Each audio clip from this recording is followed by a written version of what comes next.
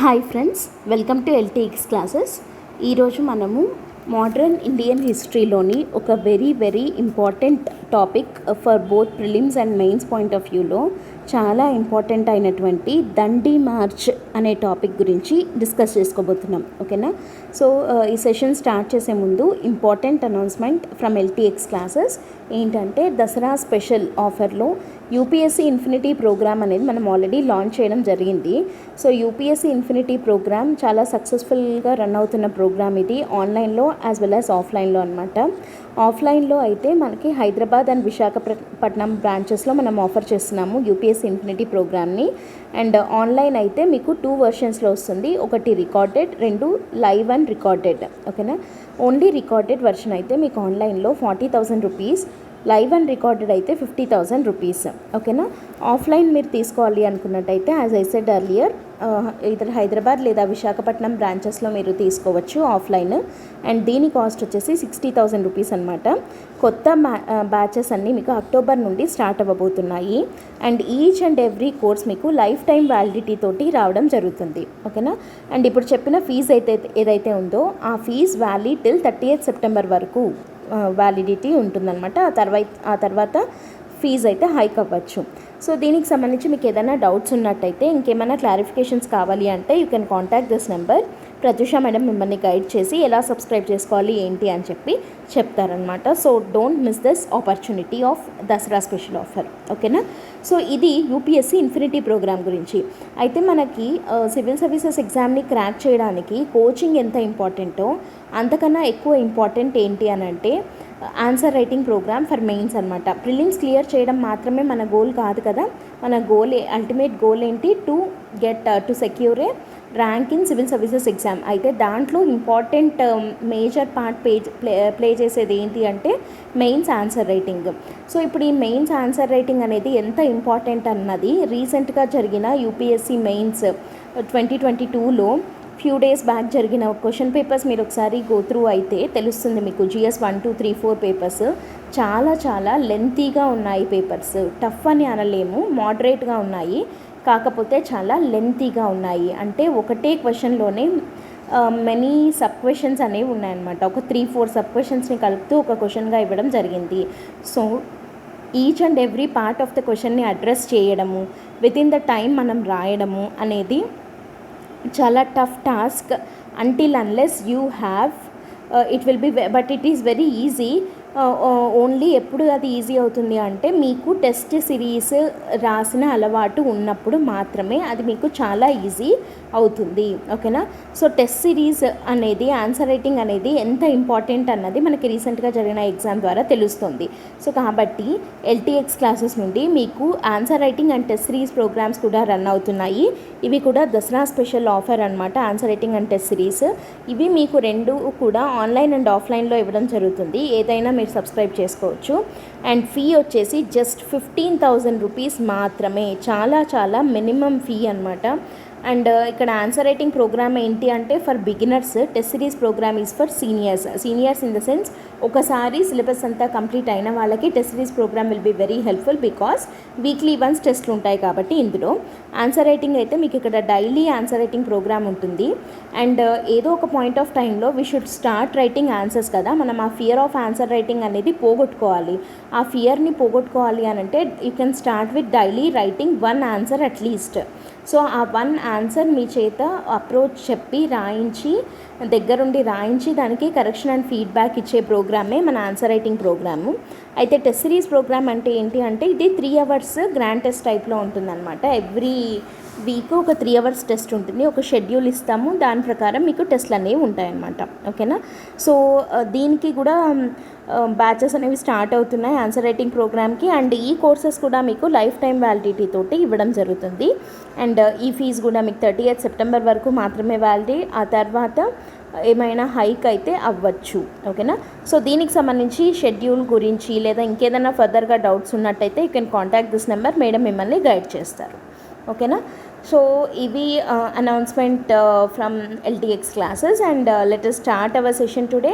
As I said earlier, ఇవాళ మనం discuss చేసుకోబోతున్న topic ఏంటి అంటే దండి మార్చ్.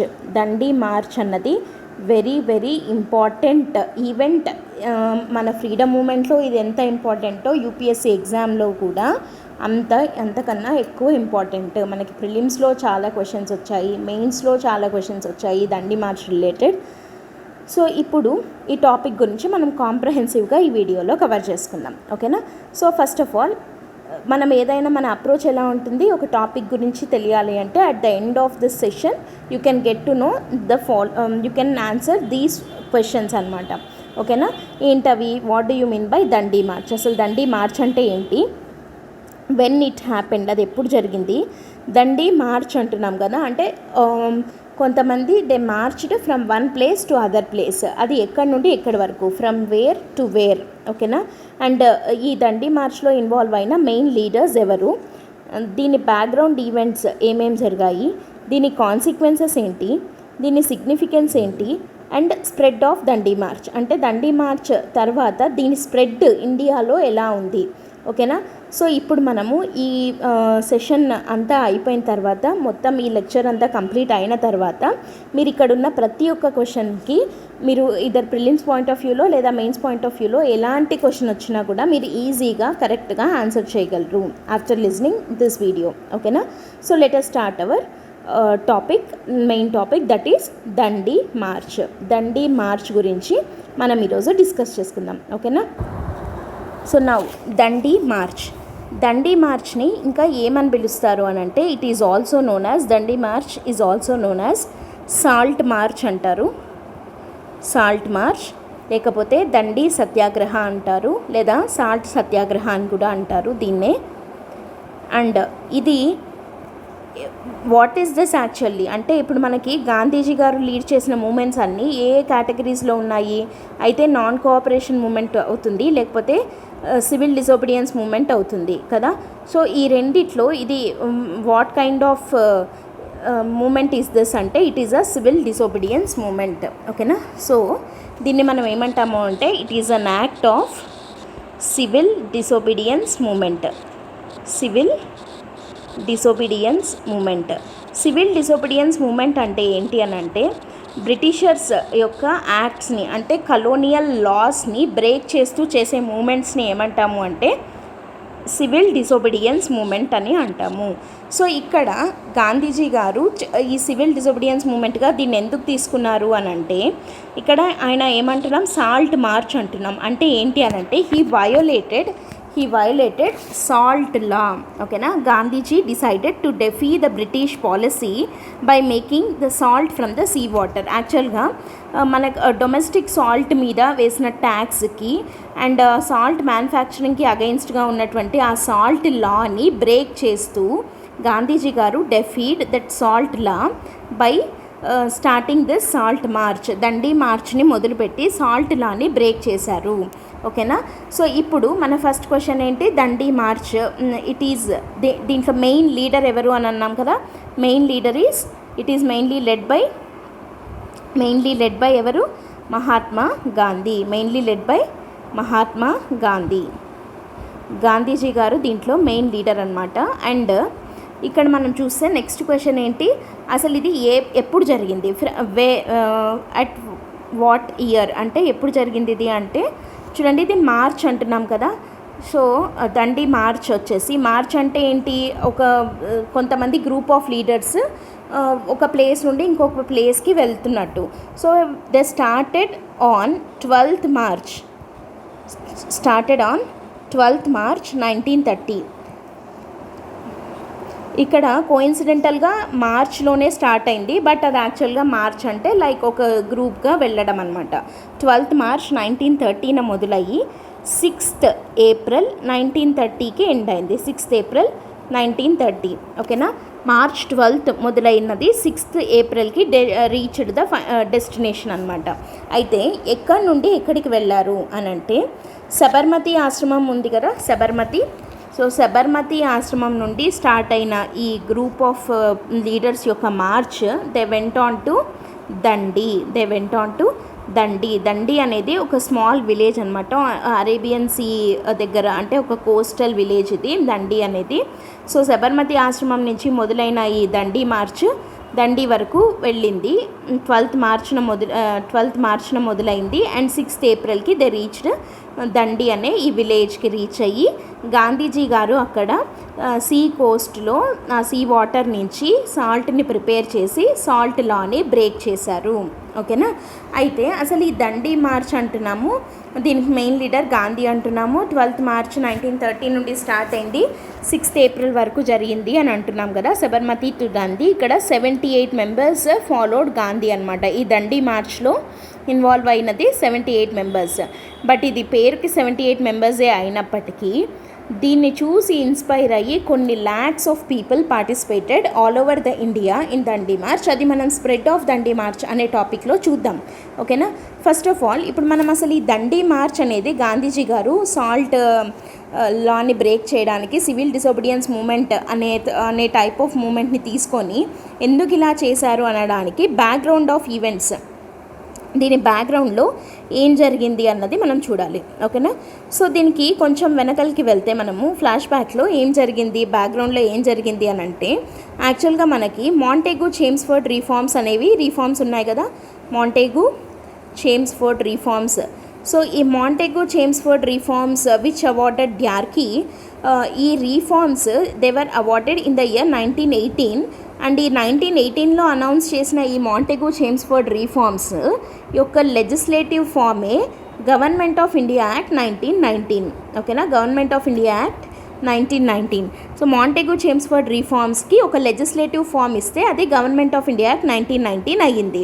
అయితే ఈ గవర్నమెంట్ ఆఫ్ ఇండియా యాక్ట్ 1919లో ఏమని ఉంది అని అంటే, and first of all let me tell you, మనం హిస్టరీ చదివేటప్పుడు ఏదైనా ఒక ఫ్లో చార్ట్ టైప్లో చదువుకుంటూ వెళ్తే దెన్ అది రివిజన్కి మనకి చాలా హెల్ప్ఫుల్గా ఉంటుంది. ఓకేనా.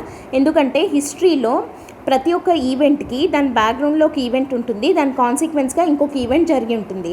సో అది ఒక చైన్ ఆఫ్ ఈవెంట్స్ లాగా మనం చదువుకుంటూ వెళ్తే దెన్ మనకి క్రోనాలజికల్ ఆర్డర్ మీద క్వశ్చన్స్ వస్తాయి కదా ప్రిలిమ్స్లో. సో ఫస్ట్ ఏ ఈవెంట్ జరిగింది, ఫాలోడ్ బై విచ్ ఈవెంట్ అని చెప్పి. సో అలాంటి క్రోనాలజికల్ క్వశ్చన్స్ని ఆన్సర్ చేయడానికి కూడా చాలా హెల్ప్ఫుల్గా ఉంటుందన్నమాట. If you right the events, if you make notes like A flow chart. So ఇప్పుడు కూడా మనం అలాగే చూస్తే మాంటేగు చేమ్స్ఫోర్డ్ రీఫార్మ్స్, ఆ తర్వాత దాని లెజిస్లేటివ్ ఫామ్ ఏంటన్నాము గవర్నమెంట్ ఆఫ్ ఇండియా యాక్ట్ 1919. అయితే ఈ గవర్నమెంట్ ఆఫ్ ఇండియా యాక్ట్ 1919లో ఉన్నటువంటి ఒక ప్రొవిజన్ ఏంటి అని అంటే, as part of this act ఏమని మెన్షన్ చేశారు అని అంటే 10 years తర్వాత, ఓకేనా, after 10 years a statutory commission was appointed. A statutory commission is appointed. Statutory commission will be appointed to review the functioning, to review this act. Statutory commission to review this act will be appointed after 10 years. ఈ reforms implement అయిన తర్వాత 10 yearsకి ఒక statutory కమిషన్ని appoint చేస్తాము to review the functioning of these reforms అని చెప్పి ఒక ప్రొవిజన్ మెన్షన్ చేసింది in which act government of India act 1919. So యాక్చువల్గా ఏమై ఉండాలి, 1919 తర్వాత 10 yearsకి అంటే 1929లో statutory commission is to be appointed. కాకపోతే ఈ రీఫార్మ్స్ మనకి ఏమాత్రము హెల్ప్ఫుల్గా లేవు అని చెప్పి వస్తున్న హ్యూజ్ అప్రోర్ని దృష్టిలో పెట్టుకొని బ్రిటిష్ గవర్నమెంట్ ఏం చేసింది అని అంటే 10 years వరకు ఆగకుండా 1927లోనే it decided that a statutory commission will be immediately appointed. And ఆ స్టాచ్యుటరీ కమిషన్ యొక్క పేరే సైమన్ కమిషన్. ఆ స్టాచ్యుటరీ కమిషన్ యొక్క పేరే Simon commission. So John Simon అనే ఆయన హెడ్గా ఉన్నటువంటి కమిషన్ కాబట్టి దాన్ని మనం సైమన్ కమిషన్ అని పిలుస్తాము. సో ఈ సైమన్ కమిషన్లో 7 members ఉంటారు అండ్ ఈ 7 members-లో ఒక్క ఇండియన్ కూడా లేరు. No one Indian, not even single Indian అనమాట ఇన్ దిస్ కమిషన్. ఇక్కడ చూడండి, మనము ఇండియాకి సంబంధించిన కాన్స్టిట్యూషనల్ రీఫార్మ్స్ని తీసుకొని రావడానికి వేసిన కమిషన్లో ఒక్క ఇండియన్ కూడా లేరు. సో అది అన్ఫెయిర్గా అనిపించి ఇండియన్ లీడర్స్ అందరూ ఈ సైమన్ కమిషన్ని తిరస్కరించడం జరిగింది. సో ఈ Simon commission it reached India in the year 1928. కానీ హ్యూజ్ అప్రోర్ అనేది ఎదుర్కోవడం జరిగింది సైమన్ కమిషన్ ఇండియాలో. ఏంటి అంటే అప్పుడు వచ్చిన స్లోగనే Simon go back. Simon go back అంటూ ఆల్ ఓవర్ ఇండియా హర్తాల్ అంటే స్ట్రైక్స్ లాగా సో ఇలా చేయడం జరిగిందనమాట.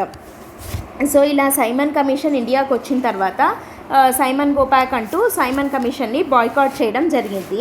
అండ్ ఈ సైమన్ కమిషన్ బాయ్కాట్ ప్రొటెస్ట్లలో భాగంగానే లాలా లజపత్ రాయ్ గారు చనిపోవడము, దాని కాన్సిక్వెన్స్గా అంటే దానికి రివెంజ్ తీసుకోవడానికి అన్నట్టు భగత్ సింగ్ పోయి సాండర్స్ని మర్డర్ చేయడము, ఇదంతా కూడా మళ్ళీ అదొక సపరేట్ టాపిక్ అయిపోతుంది. బట్ మనం డివియేట్ అయిపోతాం దాని దగ్గర నుండి.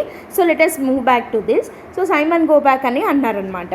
అండ్ ఇక్కడ ఐఎన్సీ కానీ, ఇండియన్ నేషనల్ కాంగ్రెస్ కానీ, ముస్లిం లీగ్ కానీ సైమన్ కమిషన్ని బాయ్కాట్ చేశారు. కానీ ఒకే ఒక పార్టీ, ఇక్కడ మనకు ఒక ఇంపార్టెంట్ పాయింట్ ఏంటి అంటే only one political party supported Simon commission in ఇండియాది. ఏదది అని అంటే జస్టిస్ పార్టీ. తమిళనాడుకి చెందిన ఈ జస్టిస్ పార్టీ మాత్రమే ఇట్ సపోర్టెడ్ సైమన్ కమిషన్. ఓకేనా, it opposed Simon go back ప్రొటెస్ట్లు. సైమన్ కమిషన్ని సపోర్ట్ చేసిన ఏకైక పొలిటికల్ పార్టీ ఏది అని అంటే జస్టిస్ పార్టీ అనమాట. It supported Simon commission. Justice party supported Simon commission. ఓకేనా. సో ఓకే, అండ్ ఇక్కడ ఇంకొక పాయింట్ ఏం చెప్పాలి, జస్టిస్ పార్టీ సపోర్ట్ చేసింది. అండ్ ఇంకోటి ఏంటి అంటే BR Ambedkar even he worked along with Simon commission. ఇది కూడా మనకి ఇంపార్టెంటే. BR Ambedkar garu he represented depressed classes కదా. బిఆర్ అంబేద్కర్ గారు బహిష్కృత భారత్ సమాజ్ అని చెప్పి ఒక పార్టీ ఒక అసోసియేషన్ పెట్టడం జరిగింది. సో దాని తరపున డిప్రెస్డ్ క్లాసెస్కి సంబంధించిన ఎడ్యుకేషనల్ కన్సెషన్స్ కోసం అని చెప్పి Ambedkar garu he represented depressed classes and he submitted a report for their upliftment అనమాట. సైమన్ కమిషన్కి ఒక రిపోర్ట్ని తయారు చేసి ఇవ్వడం జరిగింది. ఓకేనా. సో ఇది ఇలా ఉంటే సైమన్ కమిషన్ని మనం రిజెక్ట్ చేసాం, బాయ్కాట్ చేసాం కదా. సో ఇలా బాయ్కాట్ చేసాము అంటే ఏమని అర్థము, ఇండియన్స్ అందులో లేరు అని చెప్పి. సో అప్పుడు దీని నెక్స్ట్ కాన్సిక్వెన్స్ ఇంకొక ఈవెంట్ చూడండి, ఒక ఫ్లో చార్ట్ లాగా వెళ్తున్నాం మనము. ఫస్ట్ ఏంటి, మాంటెగూ చేమ్స్ఫోర్డ్ రీఫార్మ్స్. సో వీటికి legislative form government of India act 1919. దీన్ని రివ్యూ చేయడానికి వచ్చిన కమిషన్ సైమన్ కమిషన్. అండ్ ఆ సైమన్ కమిషన్ని మనం బాయ్కాట్ చేశాము. సో బాయ్కాట్ చేశాం కాబట్టి అప్పుడు మనకి సెక్రటరీ ఆఫ్ స్టేట్, ఇండియాలో ఒక వైస్రాయ్ ఉంటారు, ఒక secretary of state for India అని ఉంటారు కదా. సో ఆ secretary of state for India అనే అతను బ్రిటిష్ క్యాబినెట్లో ఉండే ఒక మెంబర్ అనమాట. సో అప్పుడు మన secretary of state for India ఎవరు అంటే బిర్కెన్ హెడ్. సో ఈ బిర్కెన్ హెడ్ అనే అతను దీన్ని మనం ఏమంటామంటే బిర్కెన్ హెడ్ ఛాలెంజ్ అంటామన్నమాట. బిర్కెన్ హెడ్ ఛాలెంజ్ అంటే ఏంటి అని అంటే అప్పుడు ఇండియన్ లీడర్స్ అందరూ ఈ సైమన్ కమిషన్ని రిజెక్ట్ చేయడంతో, బాయ్కాట్ చేయడంతో బిర్కెన్ హెడ్ ఏమని ఛాలెంజ్ చేశాడు అని అంటే are Indians are capable of having their own constitution అని క్వశ్చన్ చేయడం జరిగింది. అంటే మేము వేసిన సైమన్ కమిషన్ని బాయ్కాట్ చేస్తున్నారు కదా, సో మీరు మీ అంతకు మీరే మీ కాన్స్టిట్యూషన్ని రాసుకునేంత కేపబిలిటీ మీకు ఉందా అని చెప్పి బిర్కెన్ హెడ్ క్వశ్చన్ చేయడం జరిగింది. దాన్నే మనం బిర్కెన్ హెడ్ ఛాలెంజ్ అని అంటాము. ఓకేనా. సో ఇలా బిర్కెన్ హెడ్ ఛాలెంజ్ చేయడంతో మన ఇండియన్స్ దానికి ఇచ్చిన answer, okay, so Birkenhead ఛాలెంజ్కి రిప్లై లాంటిది ఏంటది అని అంటే నెహ్రూ రిపోర్ట్. బిర్కెన్ హెడ్ ఛాలెంజ్కి ఆన్సర్ ఏంటి, నెహ్రూ రిపోర్ట్. నెహ్రూ రిపోర్ట్ అంటే ఇక్కడ Nehru in the sense Jawaharlal Nehru garu కాదు. ఇక్కడ నెహ్రూ అంటే మోతీలాల్ నెహ్రూ. ఓకేనా, అంటే father of Jawaharlal Nehru. So Motilal Nehru garu Nehru report అనే రిపోర్ట్ని తయారు చేశారు. అండ్ ఈ నెహ్రూ రిపోర్ట్ గురించి ప్రీవియస్ క్వశ్చన్స్ ఎన్ని వచ్చాయంటే Nehru report is the first major development of Indians, first major attempt of Indians to draft constitution. First major attempt to draft constitution అంటే ఇండియన్స్ వాళ్ళకి కూడా సొంతంగా ఒక కాన్స్టిట్యూషన్ కావాలి, అది మనమే రాసుకోగలము అన్న ఐడియా ఫస్ట్ అసలు చేసిండేది ఎవరు అని అంటే మోతీలాల్ నెహ్రూ గారు విత్ నెహ్రూ రిపోర్ట్. ఈ నెహ్రూ రిపోర్ట్ అనేది ఇండియాకి ఫస్ట్ ఒక కాన్స్టిట్యూషన్ లాంటిది అని మనం అనొచ్చు. ఓకేనా. సో అయితే ఈ నెహ్రూ రిపోర్ట్కి ఇప్పుడు మనం అంటున్నటువంటి దండి మార్చ్కి మధ్య ఉన్న లింక్ ఏంటి అన్నది ఇప్పుడు మనం చూద్దాం. ఓకేనా? అయితే Nehru report was an answer for what అని చెప్పి మనకు ప్రీవియస్ క్వశ్చన్ వచ్చింది. సో ఇక్కడ మీరు చూడండి, నెహ్రూ రిపోర్ట్ దేనికి ఆన్సర్? బిర్కెన్హెడ్ ఛాలెంజ్కి ఆన్సర్ కదా. సో ఓకే, నెహ్రూ రిపోర్ట్ కి దీనికి లింక్ ఏంటి అన్నది ఇప్పుడు మనం చూస్తున్నాం కదా. నెహ్రూ రిపోర్ట్లో మోతీలాల్ నెహ్రూ గారు ఏమని డిమాండ్ చేశారు అని అంటే, యాక్చువల్గా అప్పటి నుండి మనము 1909 మింటో మార్లే రిఫార్మ్స్ నుంచి ఇండియన్ లీడర్స్ అడుగుతున్న డిమాండ్ ఏంటి? డొమినియన్ స్టేటస్ కావాలి అని అడిగాం. ఓకేనా? 1909 రిఫార్మ్స్లో డొమినియన్ స్టేటస్ ఇవ్వండి అని అడిగాము, బట్ దే డెనీడ్. తర్వాత 1914 హోమ్ రూల్ లీగ్ జరిగింది, హోమ్ రూల్ మూమెంట్ వచ్చింది కదా, Annie Besant and Tilak lead చేశారు. సో ఆ హోమ్ రూల్ మూమెంట్లో కూడా we demanded for home rule in the sense again dominion status లాంటిదే. అసలు ఈ డొమినియన్ స్టేటస్ అంటే ఏంటి అని అంటే, it is not complete independence. ఓకేనా? లైక్ బ్రిటిష్ కాలనీస్ లాగా బ్రిటిష్ కామన్వెల్త్లో భాగంగానే ఉంటూ సావర్నిటీ అనేది మనకు ఉండదు, బట్ సెల్ఫ్ రూల్ ఉంటుంది. ఓకేనా? That is called dominion status అంటే. ఓకే, 1909లో అడిగాము, బట్ దే డెనీడ్. 1914లో మనం డొమినియన్ స్టేటసే అడిగాము, బట్ దే డెనీడ్.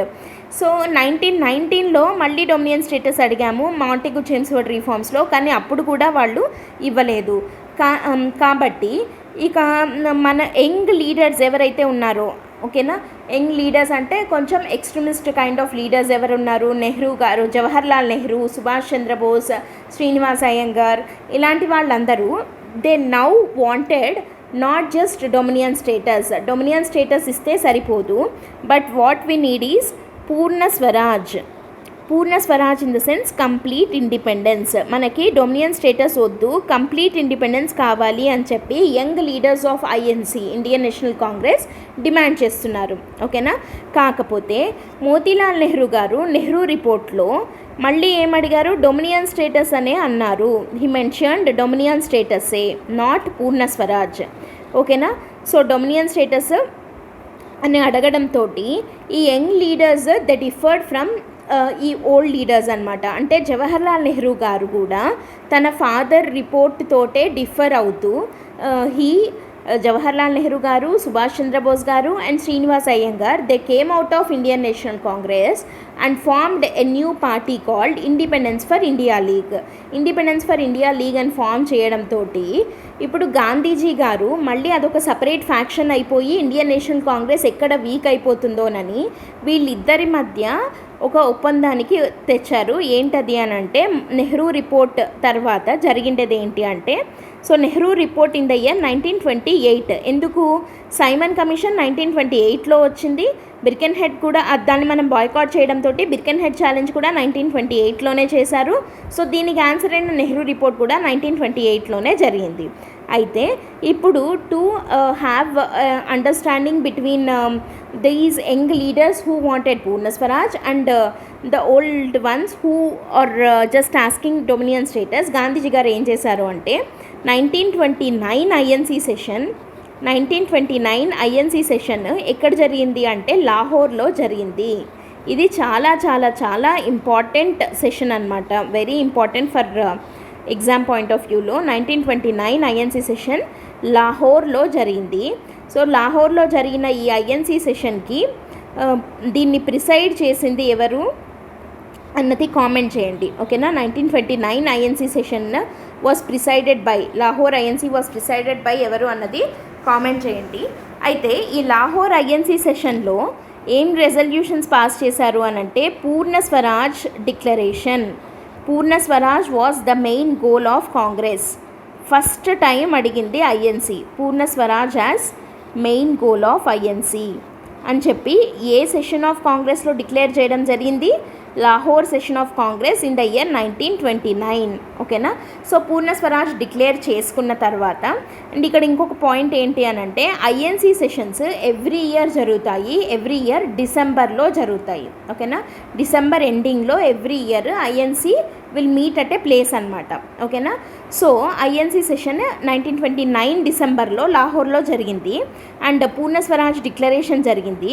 అండ్ అదే సెషన్లో ఏమని డిసైడ్ అయ్యారు అని అంటే, January 26th జనవరి 26th 1930, 29 డిసెంబర్లో జరిగింది కదా. సో నెక్స్ట్ ఇయర్ 1930 ఇమీడియట్గా ఫస్ట్ మంత్లోనే జనవరి 26, 1930న ఫస్ట్ ఇండిపెండెన్స్ డేని సెలబ్రేట్ చేసుకుందాము అని చెప్పి డిసైడ్ అయ్యారు. First independence day to be celebrated. First independence day to be celebrated. So India first independence day ఎప్పుడు సెలబ్రేట్ చేసుకునింది అంటే బిఫోర్ అటైనింగ్ యాక్చువల్ ఇండిపెండెన్స్. ఈ డేట్ ఏంటి అంటే జనవరి 26, 1930. ఇది చాలా చాలా హిస్టారికల్ డేట్ అనమాట, వెరీ ఇంపార్టెంట్ డేట్. సో ఈ డేట్ మనకి గుర్తుండడం కోసమే the reason we celebrate republic day on January 26 is this one only. ఓకేనా.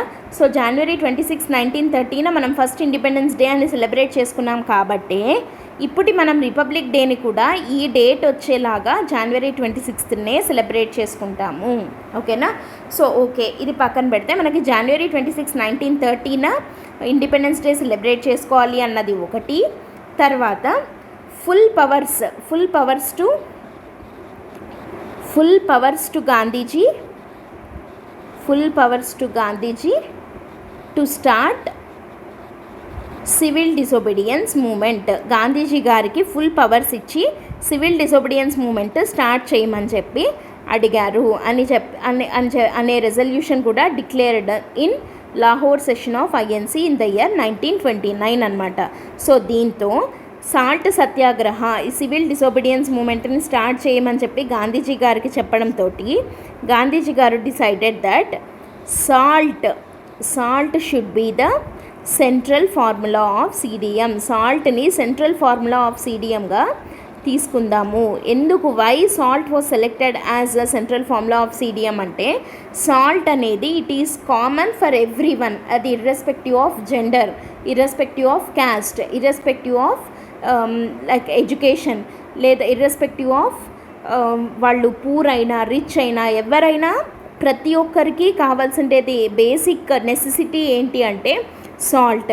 సో ఇలాంటి ఒక టాపిక్ని తీసుకుంటే ప్రతి ఒక్కరిని మనం యునైట్ చేసుకొని వెళ్ళొచ్చు అన్న ఉద్దేశంతో గాంధీజీ గారు ఏమని తీసుకున్నారు, salt was selected as the central formula of civil disobedience movement. కాబట్టి సాల్ట్ లాని మనం బ్రేక్ చేయాలి అని చెప్పి గాంధీజీ గారు సివిల్ డిసొబీడియన్స్ మూమెంట్ని స్టార్ట్ చేద్దాము అని చెప్పి డిసైడ్ అవ్వడంతో 12th మార్చ్, ఇక్కడ చూడండి జనవరి 26 అది సెలబ్రేట్ చేయాలి అన్నాము. అండ్ 12th కాబట్టి 12th మార్చ్ నుంచి స్టార్ట్ అయ్యారు. 12th మార్చ్ 1930న స్టార్ట్ అయిన ఈ దండి మార్చ్ అనేది ఎప్పటికి ఎండ్ అయింది, వాళ్ళు దండికి ఎప్పుడు చేరుకున్నారు, 6th ఏప్రిల్ 1930న దండికి చేరుకోవడం జరిగింది.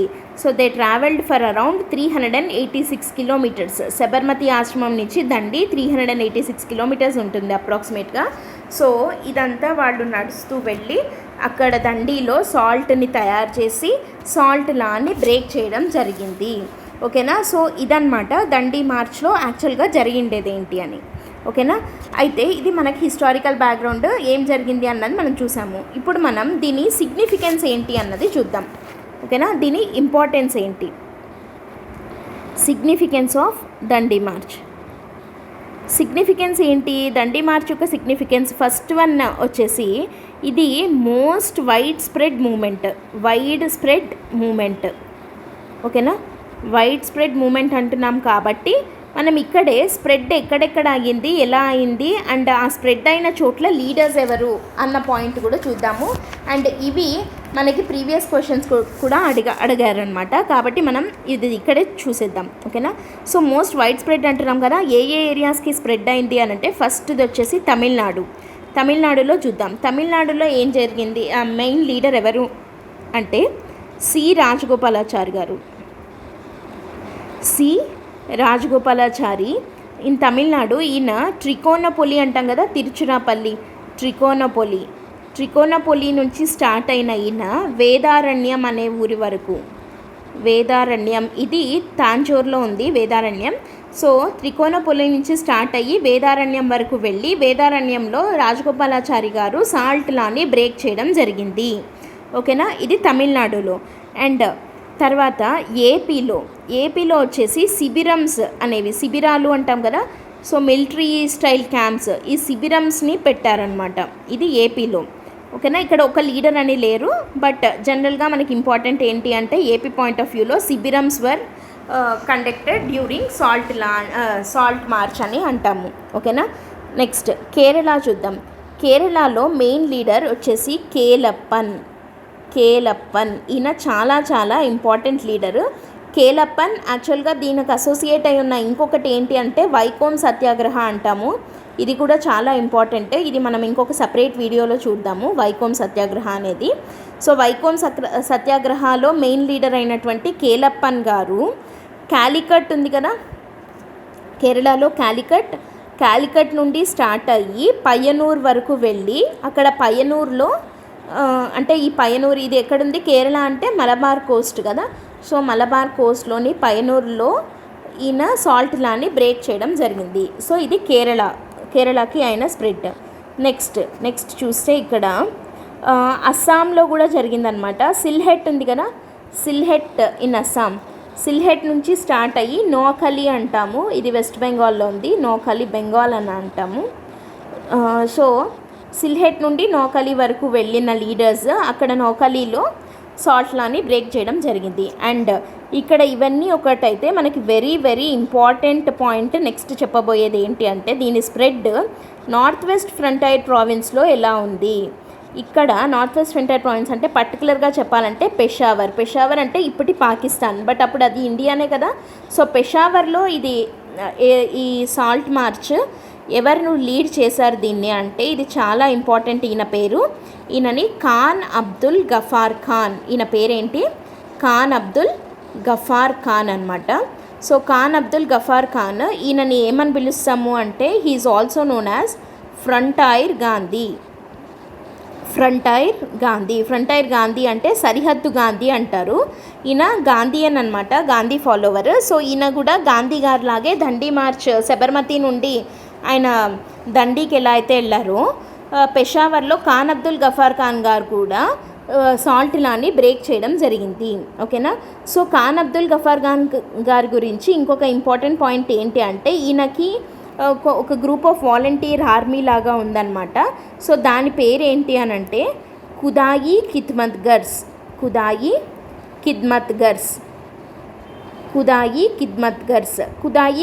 గర్స్. వీళ్ళనే ఏమని పిలుస్తారు అంటే రెడ్ షర్ట్స్ అని కూడా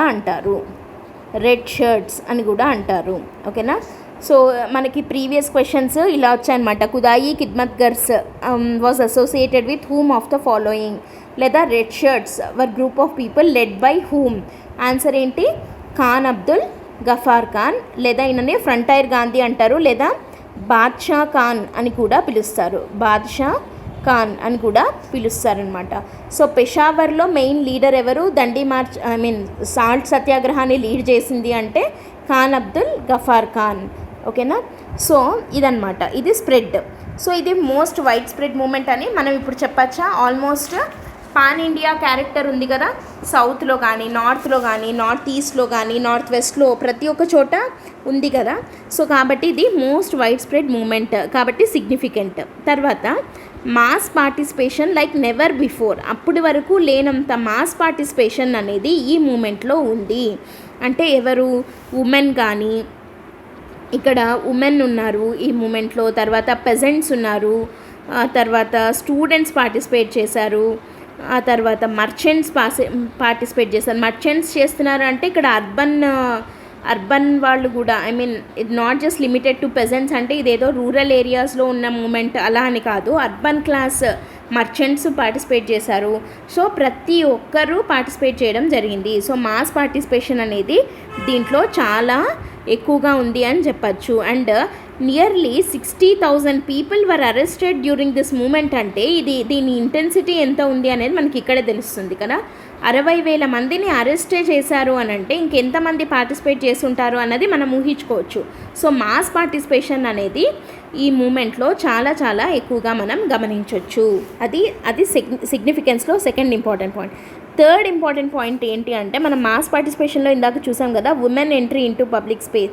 సో ఉమెన్ పార్టిసిపేషన్ ఉంది అని ఇక్కడ మనం ఏం చెప్పుకోవాలి అని అంటే women entry into public space చాలా చాలా ఎక్కువగా జరిగింది. ఏ మూమెంట్లో అంటే during salt satyagraha. Women entry into public space చాలా హ్యూజ్ లెవెల్లో జరిగిండేది డ్యూరింగ్ సాల్ట్ సత్యాగ్రహ. అప్పటి వరకు వాళ్ళు కేవలం హౌసెస్కే లిమిట్ అయి ఉన్న ఉమెన్ పబ్లిక్ స్పేస్లోకి వచ్చి వాళ్ళు కూడా ఫ్రీడమ్ మూమెంట్లో ఎక్కువగా పార్టిసిపేట్ చేయడం స్టార్ట్ చేసిండేది ఎప్పటి నుండి అని అంటే డ్యూరింగ్ సాల్ట్ సత్యాగ్రహ.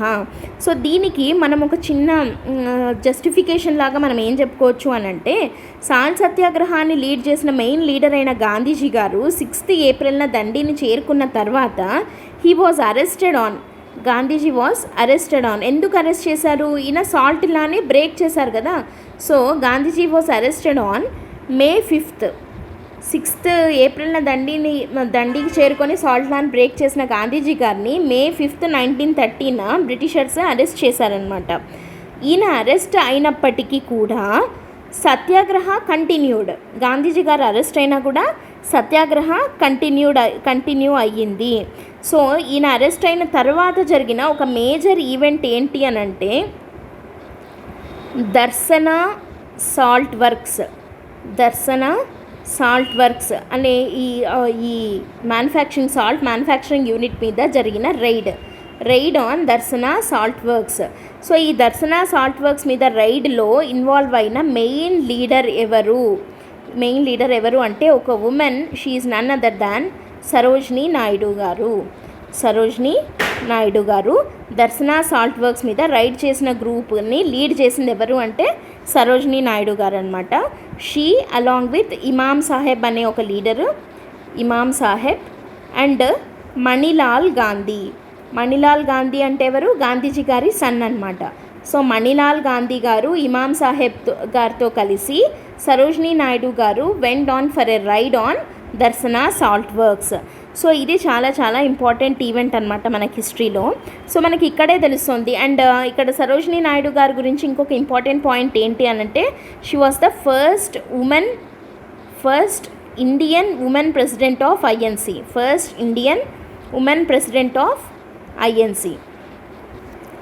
ఇండియన్ నేషనల్ కాంగ్రెస్కి ఫస్ట్ ఇండియన్ ఉమెన్ ప్రెసిడెంట్ ఎవరు అని అంటే సరోజినీ నాయుడు గారు. ఇక్కడ స్ట్రెస్ చేస్తున్న పాయింట్ ఏంటి? Indian women president. కానీ ఫస్ట్ ఉమెన్ ప్రెసిడెంట్ వేరు. First women president is Annie Besant garu. Just ఊరికే first women president of INC ఎవరు అని అంటే యానీ బిసెంట్ అనాలి. First Indian women president of INC ఎవరు అంటే సరోజినీ నాయుడు గారు అని చెప్పాలి. ఓకేనా? సో సరోజినీ నాయుడు గారి లీడర్షిప్లో ఇమామ్ సాహెబ్ గారు, మణిలాల్ గాంధీ గారు కలిసి దర్శన సాల్ట్ వర్క్స్ మీద రైడ్కి వెళ్ళడం జరిగింది. So it is justifying the fact that women entry into public space become very very high during salt satyagraha అని మనం ఇక్కడ ప్రూవ్ చేయొచ్చు కదా. సో ఇదన్నమాట, ఇది ఉమెన్ పార్టిసిపేషన్ ఎక్కువ ఉంది అని మనం చెప్పడానికి. అయితే ఇప్పుడు మనం చూడాల్సిందేది ఏంటి? మనం హిస్టారికల్ బ్యాక్గ్రౌండ్ చూసాము దీనికి, అండ్ దీని బ్యాక్గ్రౌండ్ ఏంటి అని చూసాము, సాల్ట్ మార్చ్లో ఏం జరిగింది అని చూసాము. ఇప్పుడు కాన్సిక్వెన్స్ ఏంటి అనేది చూద్దాం. దీని కాన్సిక్వెన్సెస్ అంటే దీని ఇంపాక్ట్ ఎలా ఉండింది, సాల్ట్ సత్యాగ్రహ యొక్క ఇంపాక్ట్ ఏంటి అని అంటే, గాంధీజీ గారిని January 1931 గాంధీజీ గారిని రిలీజ్ చేయడం జరిగింది. గాంధీ వాజ్ రిలీజ్డ్ అనమాట. Gandhiji was released in January 1931.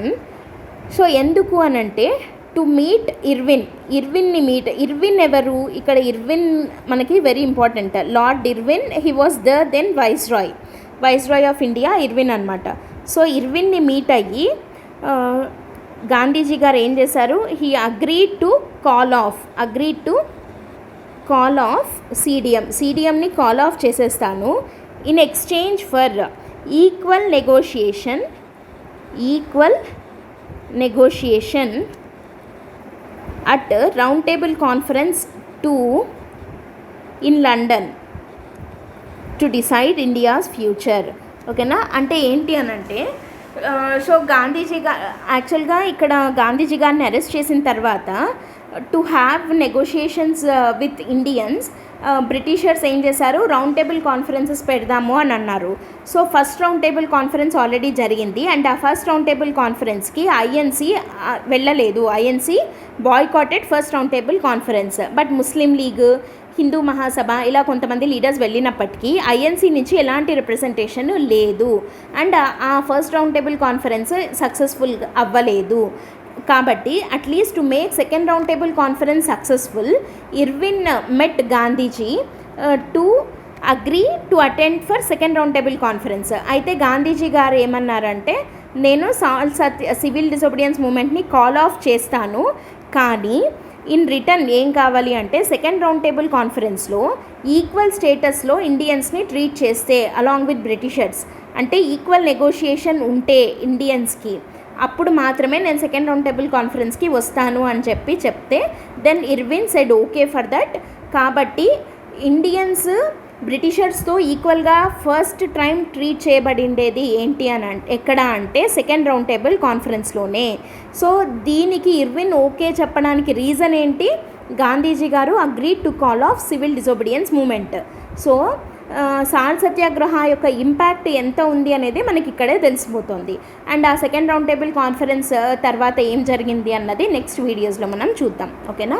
So ఇప్పుడు మనం సాల్ట్ సత్యాగ్రహ అంటే ఏంటి అని చూసాం. దాంట్లో మెయిన్ లీడర్ ఎవరు, దాని బ్యాక్గ్రౌండ్ ఏంటి, అంటే అసలు అది ఎందుకు తీసుకొని వచ్చారు, అండ్ సాల్ట్ సత్యాగ్రహాలో అసలు ఏం జరిగింది, దాని ఇంపాక్ట్ ఏంటి, ఇవన్నీ మనం ఈ సెషన్లో డిస్కస్ చేసుకున్నాం కదా. So keep viewing this series for more interesting topics will cover, and do subscribe to the courses as early as possible. October 1st నుంచి అక్టోబర్లో మనకి కొత్త బ్యాచెస్ అయితే స్టార్ట్ అవుతున్నాయి. So make use of these courses and keep viewing this series. Thanks for listening. All the best. By.